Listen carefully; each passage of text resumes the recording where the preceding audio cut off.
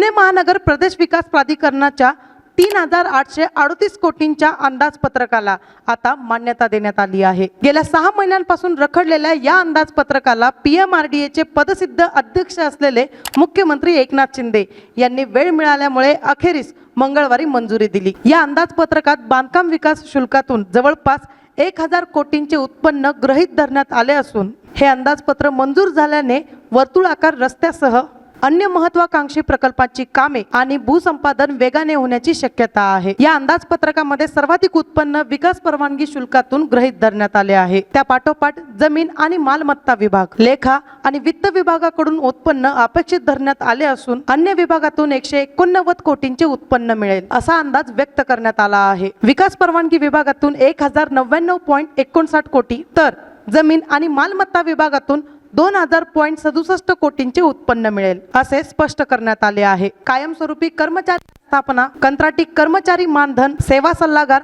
आणि प्रशासकीय कामकाजावरील खर्च हा महसुली खर्चात धरण्यात आला आहे। भांडवली खर्चात अभियांत्रिकी विभाग, प्रधानमंत्री आवास योजना, लोणावळा स्कायवॉक, वन विभागातील प्रकल्प विकासावरील खर्च गृहीत धरण्यात आला आहे। यावर आपले मत काय ते कमेंट करून नक्की सांगा आणि अशाच प्रकारच्या ताज्या राजकीय घडामोडी पाहण्यासाठी आपल्या बातमी टीव्ही या YouTube चॅनलला लाईक, शेअर आणि सबस्क्राईब नक्की करा।